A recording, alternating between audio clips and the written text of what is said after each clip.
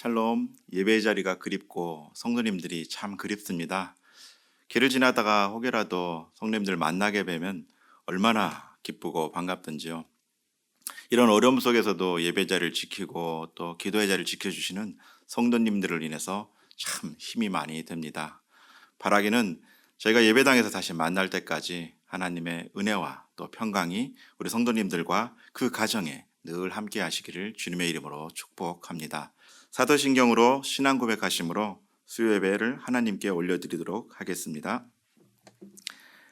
나는 전능하신 아버지 하나님 천지의 창조주를 믿습니다.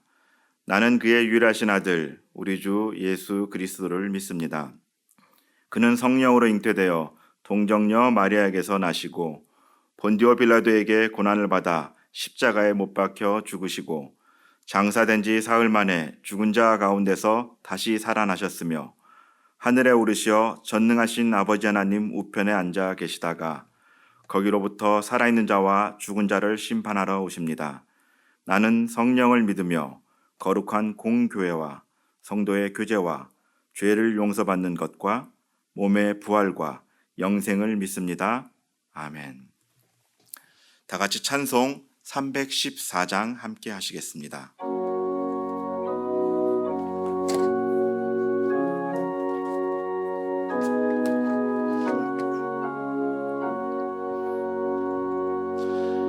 내 구주 예수를 더욱 사랑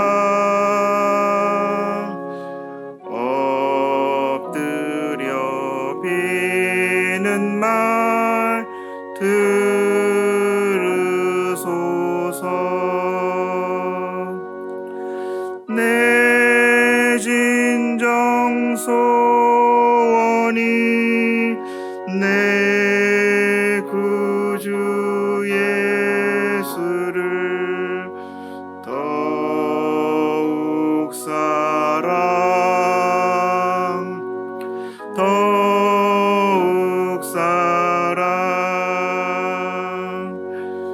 이전에 세상 나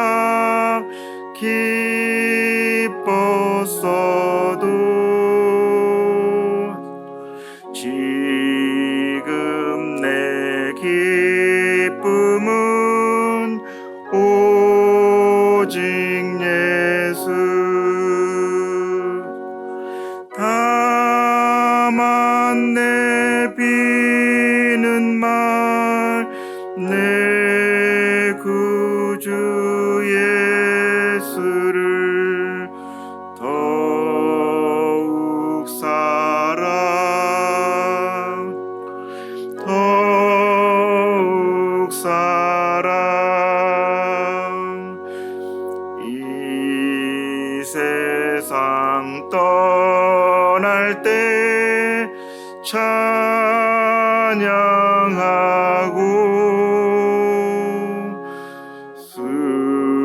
숨질 때 하는 말 이것일세. 다만 내 비는 말 내 구주 예수를 더욱 사랑 더욱 사랑.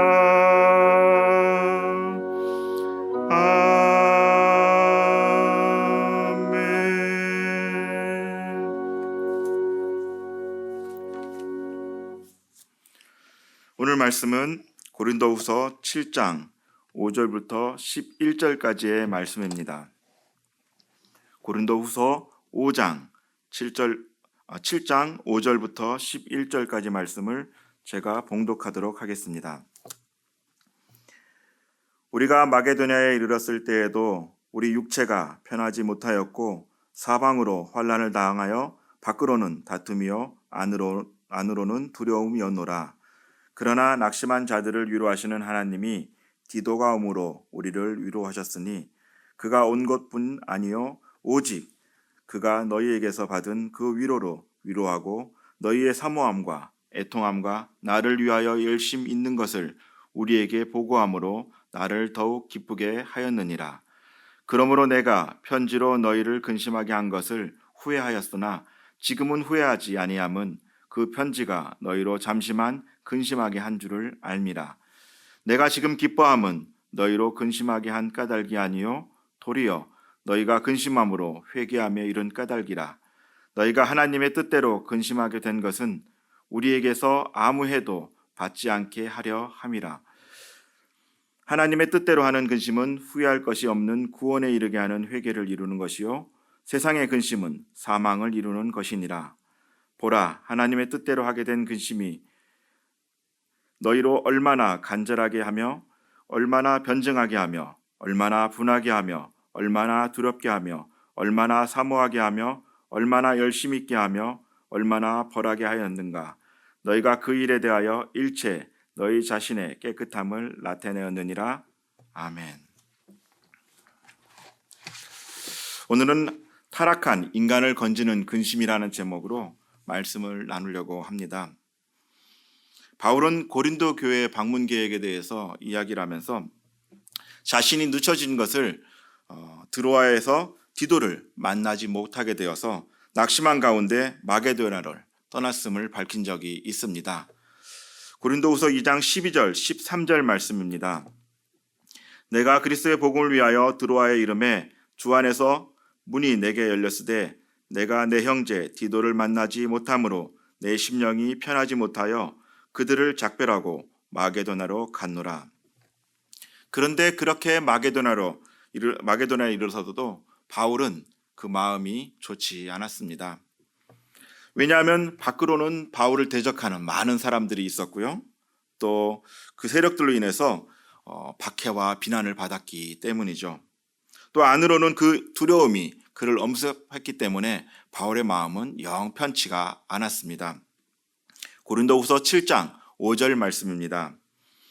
우리가 마게도냐에 이르렀을 때에도 우리 육체가 편하지 못하였고 사망으로 환난을 당하여 밖으로는 다툼이요 안으로는 두려움이었노라.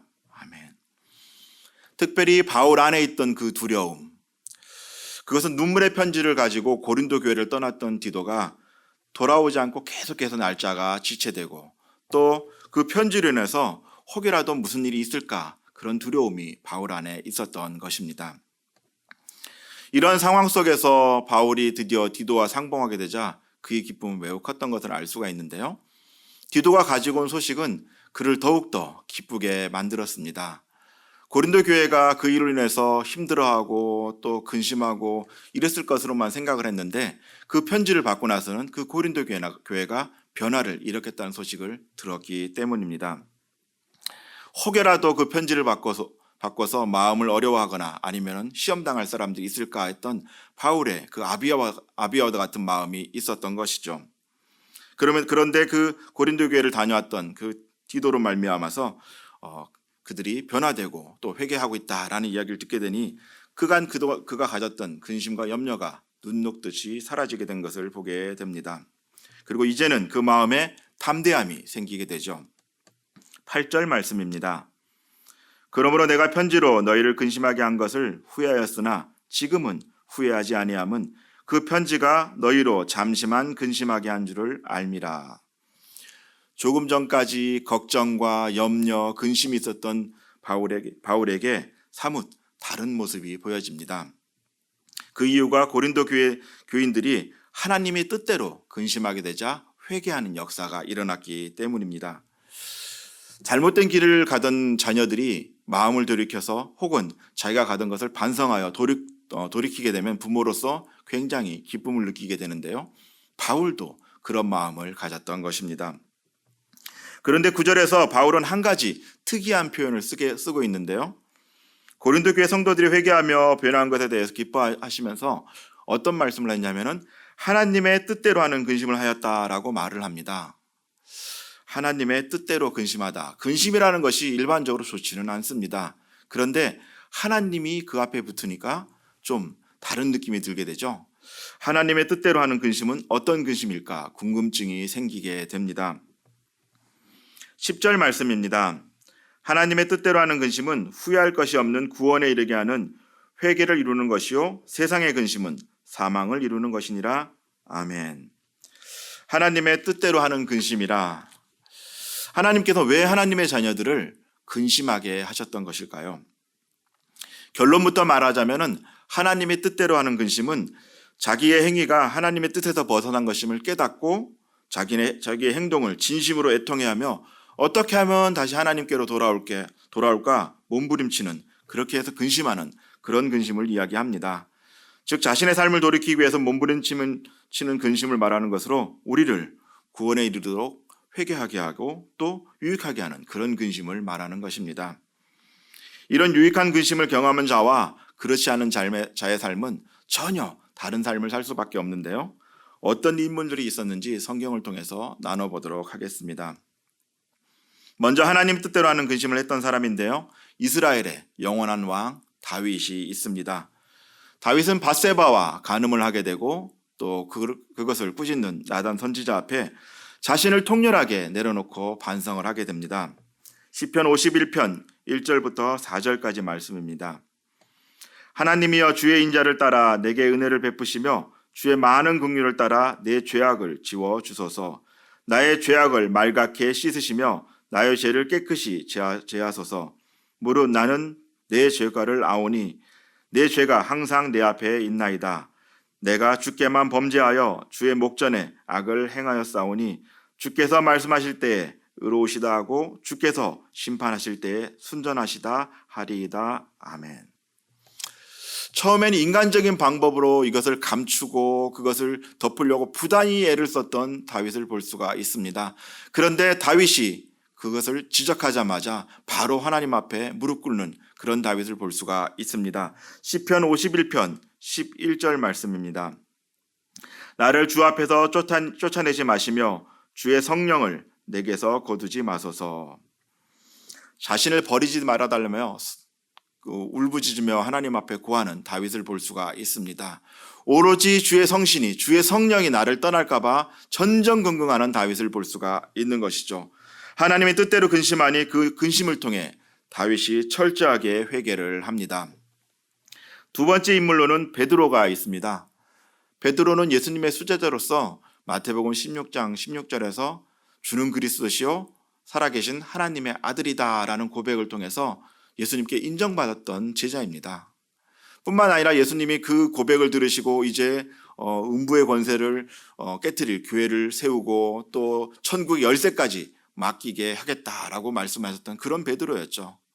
그 얘기를 듣고 나니 베드로는 굉장히 의기양양했습니다. 아주 자기 삶 속에서 그런 날이 없을 정도로 그가 우쭐했던 것을 알 수가 있습니다. 그런데 그랬던 베드로가 한 사건으로 인해서 철저하게 무너지게 됩니다. 그는 마지막 만찬 당시에 예수님께서 자신을 배신할 거라라는 이야기를 듣자마자 펄쩍 뛰죠. 다른 사람들은 다 배신을 하여도 자기는 절대로 그렇지 않을 거라고 호기 있게 다짐을 합니다. 마태복음 26장 33절 말씀입니다. 베드로가 대답하여 이르되 모두 주를 버릴지라도 나는 결코 버리지 않겠나이다. 심지어는 이렇게 다른 사람들까지 들먹이면서 절대로 나는 버리지 않겠다. 다른 사람이 다 버려도 나는 버리지 않겠다라고 이야기하는 것을 볼 수가 있습니다.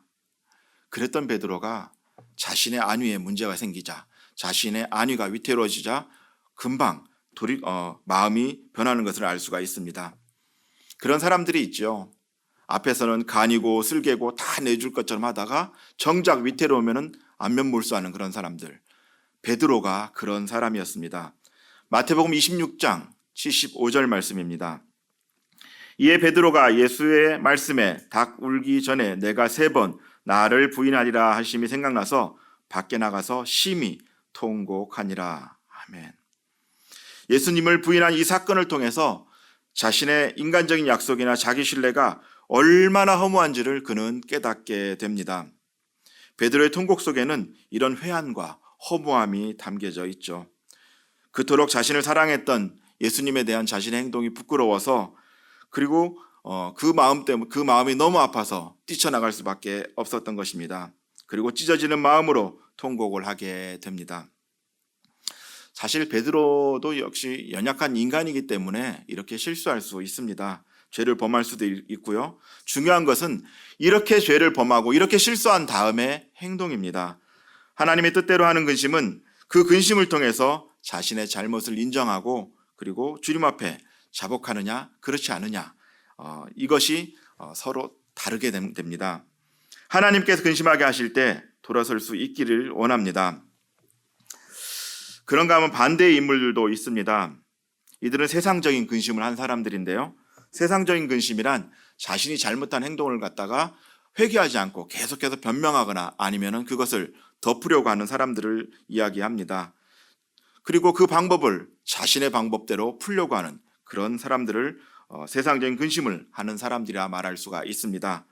첫 번째로 말씀드릴 수 있는 인물이 사울입니다. 사무엘상 28장 20절 말씀입니다.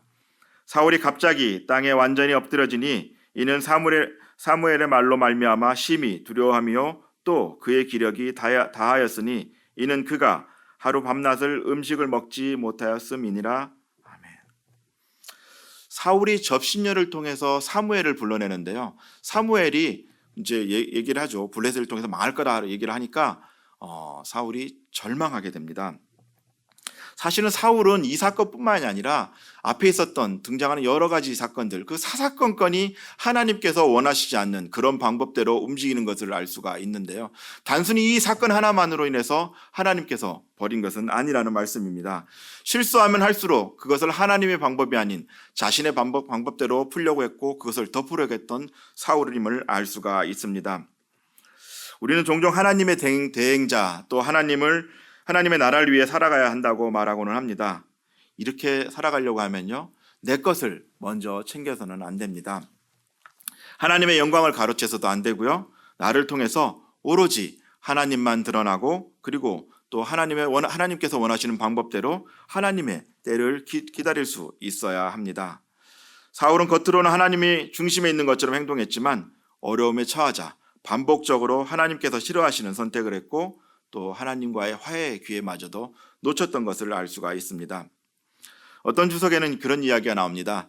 그가 하루 밤낮을 음식을 먹지 못하였음이라를 통해서 블레셋과의 전쟁을 통해 앞두고 그가 금식하였다라고 이야기를 하는데요. 그러나 이건 역시 하나님을 향한 마음이 없는 그 형식적인 그런 금식이었다, 그런 경건이었다라고 해석하고 있습니다. 그렇게 되다 보니 하나님의 영광은 그 안에 없고 그의 몸만 상하였다라고 해석하고 있는 것이죠. 진정으로 하나님께서 원하시는 것이 아니라면 모든 것이 의미 없는 일입니다.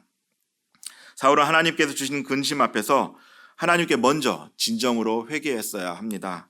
그렇게 했어야 되는데 어디에도 하나님께 회개했다는 말이 나오지가 않습니다. 자신의 방법대로의 신앙은 결국 하나님과의 단절을 가져올음을 기억하시길 바랍니다.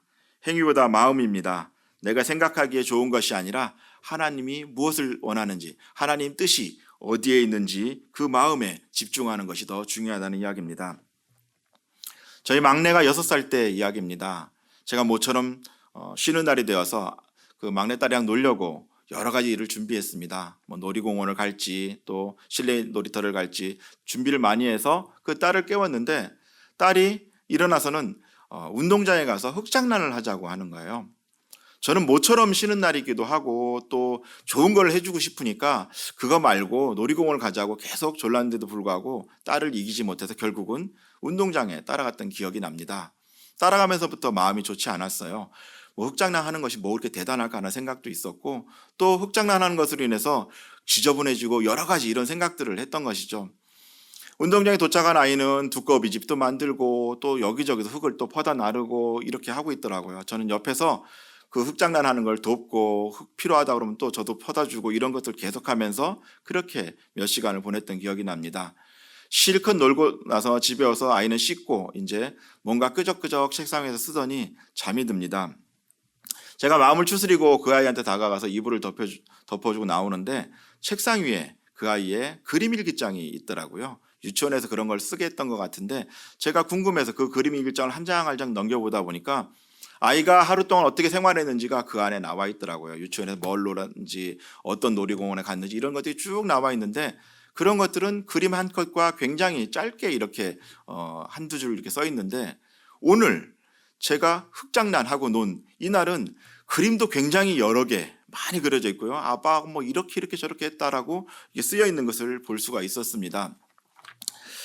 저에겐 보잘것없어 보이고 놀이공원이나 이런 실내 놀이 다니면 맛있는 거 사 먹고 이런 것이 좋아 보였지만, 아이는 그저 아빠랑 함께하는 흙장난이 더 좋았던 것입니다. 하나님께서는 내가 좋아 보이는 것이나 또 내가 원하는 것을 하는 것이 아니라 하나님께서 원하시는 것을 해야 합니다. 겉으로 보이기는 신앙적으로 보이는 것이 아니라 진정으로 하나님께서 원하는 것을 아는 것이 훨씬 더 중요합니다. 그러나 사울은 그렇지 않았고, 결국 사울로 인해서 자신도 망하고 자신의 가문도 망하게 됨을 알 수가 있습니다. 하나님께서 타락한 나를 바꾸려 근심하게 하실 때 하나님의 뜻대로 돌이킬 수 있어야 합니다. 두 번째로는 가룟 유다가 있습니다. 마태복음 27장 3절 말씀입니다.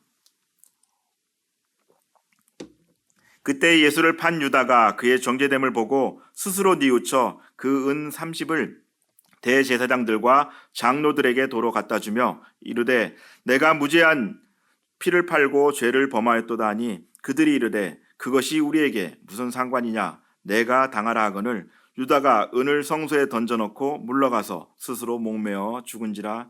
아멘. 이 말씀은 베드로가 예수 그리스도를 부인하고 그리고 밖에 나가서 통곡한 사건 바로 다음에 이어지는 사건입니다. 유다가 뒤늦게 자신의 한 일을 후회하게 되죠. 그래서 비록 예수님을 팔기는 하였으나 그 예수님께서 정죄됨을 보고 뉘우치기 시작합니다. 그리고 그것을 이제 뉘우치기 위해서 이제 성소로 가는 걸 볼 수가 있습니다. 여기까지는 굉장히 잘했어요. 그런데 그 다음이 문제입니다. 유다가 뉘우쳤다는 말은 메타멜레데이스라는 말로서 이것은 단순히 뉘우치는 감정이 생겼다는 이야기입니다. 그러니까 스승을 파는 그 행동 때문에 자기가 굉장히 후회가 됐다는 얘기죠. 이런 마음이 메타노에오로 바뀌었어야 됩니다. 어떤 얘기냐면요, 메타노에오는 마음과 삶의 전적인 변화를 뜻하는 회개입니다. 그러니까 내 안에 어떤 그런 마음이 이제 전적인 내 행동도 그 안에 같이 병행되는 그런 뉘우침으로 바뀌었어야 된다는 것이죠. 일반적인 회개는 다 이 메타노에오로 나오지만 유독 유다가 회개했을 때는 메타멜레데이스라는 표현을 씁니다. 그러니까 유다가 잘못되는 순간, 잘못을 아는 순간 성소로 갈 것이 아니라 예수 그리스도 앞으로 나아갔어야 합니다. 근데 유다는 그러지 않았고 자신이 예수님을 팔았던 그 무리들 앞에 가게 되고 그들에게 자신이 실수하였다라고 말을 하게 되죠. 이렇게 행동한 것은 자신의 잘못을 유다가 스스로 해결하고자 했던 것입니다. 이것은 자신의 의를 드러내는 행동이며 주님을 인정하지 않는 행동입니다. 결국 그는 자신의 행동이 무시를 당하자 죄책감을 이기지 못하게 되어 목을 매게 되죠. 유다는 이로 말미암아서 정말로 회개할 수 있는 기회를 놓치게 됩니다. 자신의 힘으로 자신이 해결하고자 했던 것이 오히려 회개할 수 있는 기회마저도 놓치게 된 것이죠. 이 세상 어느 누구도 자신의 죄를 스스로 담당할 수 없습니다. 그것이 크든 작든 간에 그런 것이 문제가 아니죠. 우리는 전적으로 타락한 존재고 타락한 인간이기 때문에 자신의 죄를 해결할 수가 없습니다. 그렇게 우리는 죄 앞에서 여전히 미성년자이고 연약한 자이며 끊임없이 어린 양이신 예수님을 의지해야 하는 것입니다. 비록 반복되는 죄 앞에서 염치가 없음으로 머리를 조아리고 허망해하면서도 끝까지 십자가의 보혈을 의지함으로 예수님께 나아가야 합니다. 예수님의 십자가는 내가 붙들 만한 자이기 때문에 붙드는 것이 아니라 그것을 붙들지 않고는 1분 1초도 살아갈 수 없기 때문에 붙드는 것입니다. 나의 죄는 나의 의로운 행위나 나의 공로가 아닌 오직 십자가의 공로로만 사해질 수가 있습니다.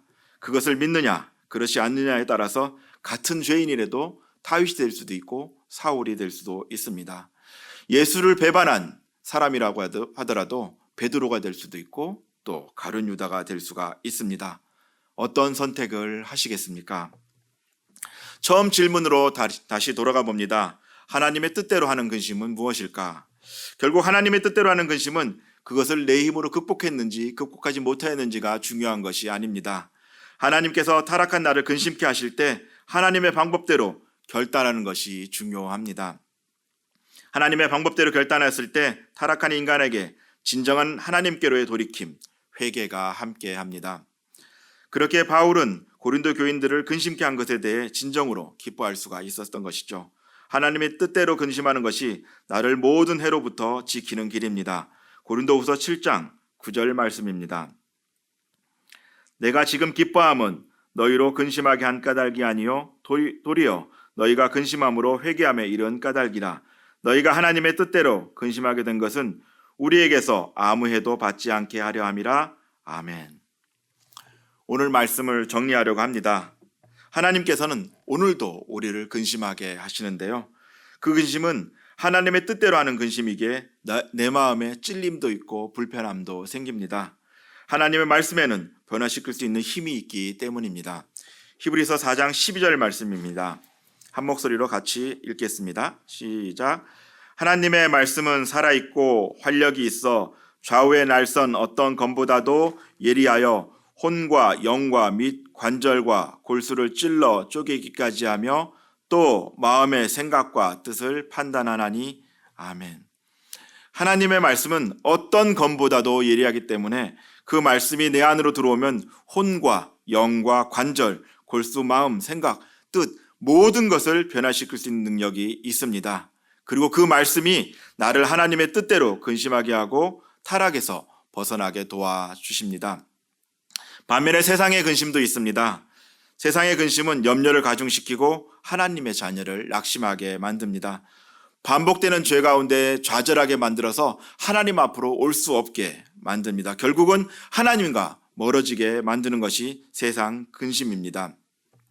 그래서 결국은 자신을 경멸하게 하고 자신을 파괴하게 함으로 예수님을 붙잡는 것조차 포기하게 만드는 것, 이것이 세상의 근심입니다. 나로 하여금 보호자 되시고 인도자 되시며 위로자 되시는 예수님을 등지게 하는 그 근심으로부터 벗어나길 바랍니다. 하나님의 뜻대로 하는 근심을 통해 구원에 이르길 원합니다. 하나님의 뜻대로 하는 근심이 나의 삶을 변화시킵니다. 하나님의 뜻대로 하는 근심은 타락한 나를 다시 하나님의 자녀답게 정결케 만들어 주십니다. 바라기는 하나님께서 근심하게 하실 때 나의 삶의 자리로 돌이키는 그런 우리가 되기를 주님의 이름으로 부탁드립니다. 기도하시겠습니다. 은혜와 평강의 하나님 아버지, 감사를 드립니다. 우리를 당신의 자녀 삼아주시고 혹여라도 우리가 잘못된 길을 갈 때마다 그 마음을 근심하게 하시어 다시금 하나님 앞으로 불러주시고 강한 오른손으로 붙들어 주시니 그 은혜가 얼마나 크시온지요. 이제 우리가 하나님 말씀을 깨달아 방향을 돌이킴으로 각자의 삶의 영역에서 귀한 열매가 드러나는 삶을 살게 도와주시옵소서. 그래서 우리의 삶을 통하여 하나님 나라를 확장하는 데 기여하는 자들로 삼아 주시옵소서. 최근 코로나19가 창궐하여 예배의 자리와 기도의 자리가 많이 제한받고 있습니다. 이런 때일수록 하나님을 진정으로 찾는 자들이 예배를 사모하는 마음으로 다시 한번 예배의 소중함을 깨닫고 그리고 하나님의 불로 우리의 삶과 예배의 자리가 정결케 되도록 도와주시옵소서. 특별히 생명생교회의 각 가정을 위로하시어 불안에서 벗어나게 하시고 건강을 잘 관리할 수 있는 지혜를 허락하시어 하나님께서 주시는 평안과 위로 가운데 지낼 수 있도록 은혜를 더하여 주시옵소서. 감사드리며 우리의 피난처 되시고 위로자 되신 예수 그리스도 이름으로 기도드립니다. 아멘. 함께 기도 제목 나누기를 원합니다. 하나님께서 근심하게 하실 때 회개하며 돌이키게 하시옵소서. 진정한 회개를 통한 회복과 변화의 역사가 일어나게 은혜를 더하여 주시옵소서. 또 코로나19로 인해 어려움 처한 사람들에게 회복과 위로를 허락하시고 이 일을 위해 헌신하고 있는 의료진들, 관공서 직원들을 기억하셔서 그들에게 힘과 위로를 허락하여 주시옵소서. 코로나19 사태를 종식시켜 주시옵소서. 생명생교회 성도들을 위해 기도합니다. 각 가정을 주님의 은혜로 보호하시고 또 속히 함께 예배드릴 수 있도록 함께 찬양할 수 있도록 역사하여 주시옵소서. 이와 같은 기도 제목을 놓고 함께 마음을 모아 기도하겠습니다. 아버지 하나님 감사를 드립니다. 우리가 근심하게 하시고 하나님 그 근심을 통하여서 회개하게 하시며 돌이키게 하시니 감사를 드립니다. 하나님 우리가 혹여 잘못된 길을 갈지라도 하나님 돌이킬 수 있는 마음을 허락하여 주시옵고 날마다 그 마음 앞에 우리가 결단할 수 있도록 도와주시옵소서. 진정한 회개를 통하여서 회복과 변화의 역사가 일어나기를 원합니다. 회복의 열매 맺는 자로 살아갈 수 있도록 도와주시옵고 하나님의 대행자 또 하나님의 얼굴 또 그것으로 살아가는 말미암아 지성소의 깊은 곳에서의 삶을 살아갈 수 있도록 도와주시옵소서. 코로나19로 인해서 많은 사람들이 어려움에 처해 있습니다. 하나님 그들을 일일이 찾아가시고 회복하고 또 위로하여 주시옵소서. 그 일을 통하여서 정말 하나님의 뜻이 어디 있는지 깨닫는 시간 되게 하여 주시옵고 아버지 하나님 이 일로 낙심하지 않고 두려워하지 않도록 도와주시옵소서. 특별히 아버지 하나님 이 일을 위해 헌신하고 있는 의료진들 또 관공서 직원들을 기억하여 주셔서 그들에게 힘과 위로를 허락하여 주시오며 하나님 이 코로나19 사태가 전 세계적으로 속히 종식될 수 있도록 은혜를 더하여 주시옵소서. 아버지 하나님 또한 생명샘 성도들을 위해 기도드립니다. 각 가정에서 영상 예배를 드리고 아버지 하나님 기도의 자리를 지키고 찬양하고 있는 그 성도를 주님께서 만져주시옵고 하나님 그 마음을 위로하여 주셔서 아버지 하나님 그 마음이 하나님의 평강으로 가득 찰 수 있도록 도와주시옵소서. 하나님의 은혜 가운데 거하심으로 말미암아 한 사람도 해당함을 입지 않도록 은혜를 더하여 주시옵소서. 그리고 속히 함께 예배드리고 함께 찬양하고 함께 기도하는 자리가 될 수 있도록 하나님 은혜를 더하여 주시옵소서. 오 주여 은혜를 더하여 주시옵소서.